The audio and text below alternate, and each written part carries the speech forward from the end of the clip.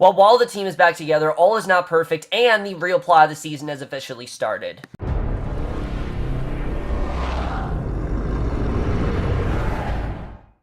Hey guys, stand next to your fire, and I was definitely looking forward to this episode. After last week's pretty much explosive episode, I really didn't know where this episode was going to go, knowing the Watchdogs throws out there, and also knowing that S.H.I.E.L.D. is now exposed to the public. I didn't really know what was going to happen here, and this to me really was the let's get the team back together episode. But what I like about this episode is that not all is perfect. There's still things going on after this episode. A lot of the characters did meet, and a lot of the show is back to, not being separate. A lot of, we've been following a lot of these characters on their own separate journeys, and everything's really starting to come together, and I definitely really did like that. But let's just get into this episode, because a lot happened in this episode. Really, a lot did happen, so let's just get right into it.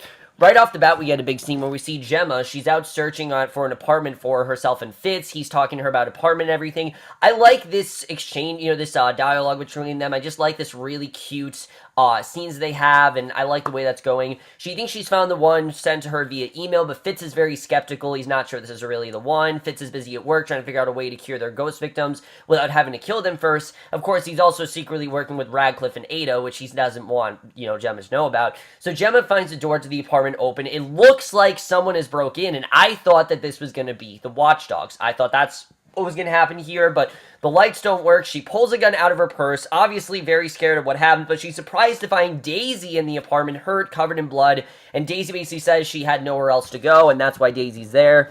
So we know that Daisy, she fled the apartment because Jason told her to. She really had no other choice, so she fled the apartment. She's now gone to Gemma, and their scenes together are some of the most compelling stuff in this entire episode. I really love what they did with these two. But then we see Coulson. He visits Elias Morrow, who subsequently, as we know, Robbie was trying to find last week, but he found Elias Morrow first. He's in prison, and Coulson seems to know his entire history. I mean, he tells him everything that went down. He knows about Robbie, and he asks about what happened at Momentum. He tells Elias if he helps S.H.I.E.L.D. get to the bottom of what happened, there is a chance that S.H.I.E.L.D. might be able to get Elias out of prison, which overall, I think is a pretty sweet deal. I think that's a deal that Elias should definitely take, and I think definitely Coulson knows what he's talking about there. So May is then being cared for by AIDA and Radcliffe. Obviously, as we know, May basically died and she had her entire memory wiped, and they only now tell her exactly how far they went in order to cure of the ghost effects. So I like that she knows. I like that they're not keeping this from her. I think it would be dumb if they did that. I like that she knows what happened, and Radcliffe is working with Fitz on a chemical cure for the ghost virus, because obviously there's a reason why this is happening. And like I said before, I don't think this is gone. I think May's still probably going to see visions, and he leaves May in AIDA's care, and I thought that was a pretty good scene overall. We don't really know where that's going to go, but I like that, like I said, May is still kind of broken, but she's also been reborn, and she's really trying to figure out what's going on there. So overall, really interesting stuff. So Daisy and Gemma then catch up while Gemma tends to Daisy's wounds. Daisy did, however, obtain the apartment for Gemma and Fitz, so it's now their apartment. I thought that was pretty cool the way she did that.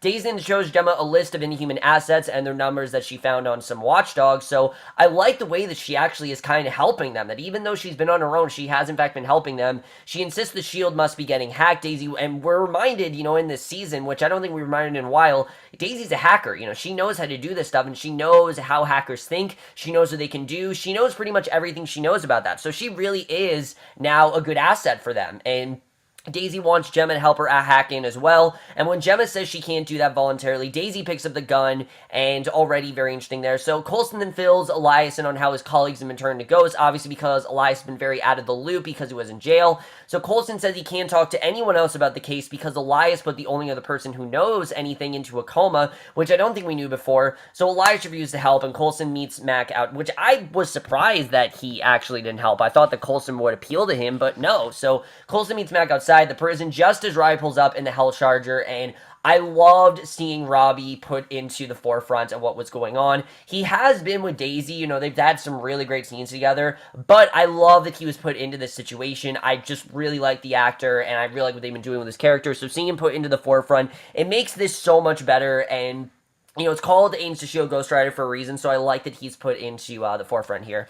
So Mac recognizes him, obviously because I've been tracking him down. Mac and Coulson again to Lola. We get a pretty sick car chase. I really did like the way this was done. Coulson's at the wheel. Robbie's pulling away, but the crashes the Hell Charger into the Cloak Quinnijet, and I like that in the end, Mac and Coulson have the upper hand here. They know everything they need to know about Robbie, and he can't run away forever. I like seeing that. So Daisy and Gemma are outside a building where one of the Inhuman registration databases is housed. Gemma takes it upon herself, instead of breaking into the building, simply tell the agent to put the information on Daisy's flash drive into the database, granting them access. So, which I thought was kind of cool. So Fitz shows up at Radcliffe's home, finds AIDA nursing May. Fitz is upset, obviously, because May knows, but Radcliffe is eager to test how well AIDA performs, because they're using AIDA for that reason. AIDA's supposed to help people, and Fitz, really didn't approve of this, but I think it was smart of Radcliffe to do that. So Gemma explains that the wristwatch the S.H.I.E.L.D. uses to track and monitor Inhumans is for their own safety, and Daisy isn't all impressed by that. She feels like they receive access on the database. They find that the Watchdogs have access to information on hundreds of Inhumans, and the next on their list is J.T. James. Don't you remember James? James, that character that was allied and really isn't that memorable of a character. Yeah, this was kind of weird the way they introduced James, but James went from a very unmemorable character to a character that I really do want to see again. He's the Inhuman who fell under Hive's sway. Daisy hasn't seen James since Hive died, and he got away from S.H.I.E.L.D. as quickly as possible, and I like the way they just randomly pulled him up. I know a lot of people say this is kind of unnecessary, but for me, this worked pretty well. Daisy is ready to go find him on his own, but Gemma insists that they're in this together, and that they'll do whatever they can to find him, and I like that these two are on the same team. Daisy, she's not letting Daisy run away, just like Coulson and Mac aren't letting Robbie run away anymore. So the Hell Charger repairs itself. Coulson questions Robbie. He asks where Robbie's powers came from. And Robbie again insists that he made a deal with the devil. Really good scene. I like the way these two caught up. Coulson, remembering that Daisy trusted Robbie, opens up Robbie's containment unit, realizing that he could actually be useful to them. So Gemma and Daisy then arrive at the fireworks shop where James is now working. Daisy wonders if it is smart for someone with James's powers to be working in a fireworks shop, obviously because she knows what he can do. I mean, he was kind of like a mini Ghost Rider all on his own. I remember last year, I thought he was Ghost Rider, and he says he quit using his powers cold turkey. Daisy explains the Watchdogs can track his wristwatch. He says he can't take it off on his own, and Quake used her powers to knock it off. She explains that James still isn't safe, but he doesn't see the point in running. And I like that, unlike, Daisy and Robbie, he's not just going to run away. So Gemma offers S.H.I.E.L.D. assistance in moving on, but Quake offers James a role in her mission. James tells them to meet him at his storage unit later that night, and it seems that they have pulled him in, which I like seeing. So Coulson wants Robbie to prove that they're all on the same side. He wants Robbie to wear a wire to talk to Elias, because he can't get through to him, and he wants Robbie to wear a wire, and I already thought, okay, Robbie wants to talk to Elias already, so this really is going to help him. So I like seeing that. Radcliffe, AIDA, and Fitz explain that while May is feeling better, she suffered some powerful brain trauma, and AIDA recognizes a Chinese curse that May utters, and that nearly gives her away, but Fitz recovers. As we know, Chen was the only other person that had this, and he died, and Fitz somehow covers up. I thought that was interesting to see. So Robbie visits Elias, but Elias is smart enough to know him, and S.H.I.E.L.D. visiting on the same day isn't a coincidence. He wants nothing to do with him. Robbie's asking for answers. Elias puts Lucy Bowers, the ghost husband, Joseph, into a coma, and now we know why we've been seeing these ghosts. It's clearly because of Elias. Momentum was building a quantum particle generator and wanted an engineer who wouldn't ask too many questions, and yeah, there was a lot of exposition here, but the device could create matter out of nothing at all. The generator blew up in their faces. Joe pushed the project forward despite Elias's protest, got the whole team killed, which is why Elias beat Joe into a coma. And Elias says that Lucy would be after a book, The Darkhold, that told him how to build a machine. So now we know why she wants the book. It tells them how to build a machine, and it's a book that they were all obsessed with. So I like that now we do know some answers. Now we know what the ghosts were all about. We know why we saw that. It wasn't just nonsense. There was actually something, there was a point to that. So Matt gets an alert about assets, and that is the perfect time for us to see Lucy. She finds Joseph in a hospital bed, used her powers to wake him up. She demands to know where the book is, and now we know why they want their hands on this book, because of the way they're going to build a machine, everything. They want to finish, what Elias started. And that, I like that Ghost Rider is involved in this. I like that this isn't just some random villain that's going to be there for the season. I like that Robbie is involved here. I think overall it's very interesting. There's a lot of places they can go with that, and it takes what I was worried was going to be a very cliched villain and turns into something a lot more compelling. That's something this entire season has been doing. He's taking things that I think could have been really cliche and dumb and making it somehow really useful to the season. So AIDA lied about what she is because she's now realizing that she's not human, and AIDA notes that she's programmed to never lie, and Radcliffe tries to explain that not all lies are bad and that Fitz lied to save AIDA's life. So the fact that already we see that AIDA's questioning Radcliffe and that Radcliffe is talking about lies, I think there's definitely, like I said, something more going off with AIDA, and I definitely have the sense that she is gonna go rogue. I know Radcliffe said this isn't gonna be an Ultron situation, but the way this is headed, with AIDA now realizing, what she is and realizing that she's been lied to, I really could see this going in a very Ultron-type direction without actually going in that direction. I could definitely see AIDA maybe revolting against them. More like an Ex Machina and less like Age of Ultron. I could really see that happening. So James meets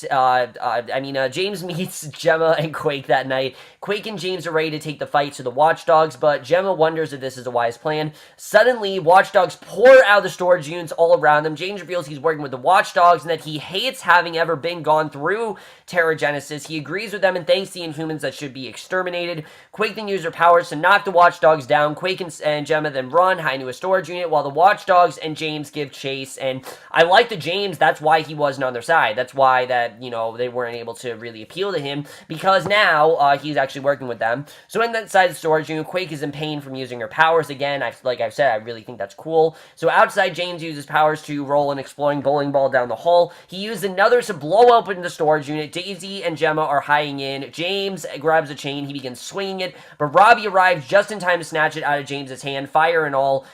Quake and then Gemma escape while Robbie transforms into Ghost Rider to deal with James, whipping the chain around him, and I kind of saw this, honestly, as the Nicolas Cage version of Ghost Rider and the good version of Ghost Rider that we're seeing this season. That's kind of how I saw it as. Remember how ridiculous the Nicolas Cage one was? That was everything going on with James. I think James' stuff was just kind of a little bit ridiculous because, like I said, we're used to him, swinging the chain, and I like that we're not seeing that with Ghost Rider. This is a different Ghost Rider, and I think they're doing a good job with that, and I think it's just kind of a cool comparison between those two. It's just kind of what I saw it as, but Mac and Coulson then clear out some Watchdogs in the fireworks store. Gemma and Daisy then find them there. They fill Coulson and Mac in on James' allegiance, and Ghost Rider and James then struggle until they both fall into the fireworks warehouse with predictable results. The entire place explodes. Robbie Reyes drags James out wrapped in a chain, but still alive. So I like that they're both still out there, and Daisy and Coulson then share this really tense, and I really did like the way that was done overall. But then we get to the end of the episode, we see Daisy and Coulson then share this really tense moment. He lectures both Daisy and Robbie on how they need to work together to save everyone.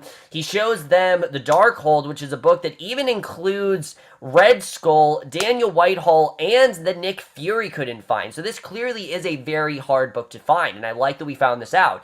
It's a powerful book of sins with dark spells and supposedly infinite knowledge, and definitely you can tell why the ghosts want it, but they'll need to work together to keep it out of the wrong hands, and this essentially starts the big plot of the season of what's really going to happen here, and I like the way that's going. Then we get to the end of the episode, we see Fitz and Gemma go back to Radcliffe's place to take May home, and basically Coulson introduces himself to AIDA. Coulson makes conversation, but Gemma immediately sees through the act. She knows what's going on. Now that Gemma knows about AIDA, her mandatory lie detector test tomorrow, for that and other reasons, it's obviously going to be a problem. We don't know what's really going to happen there, and that is the way the episode ends. Really great stuff overall, but let's just get in this episode because I definitely do have a lot to say about it.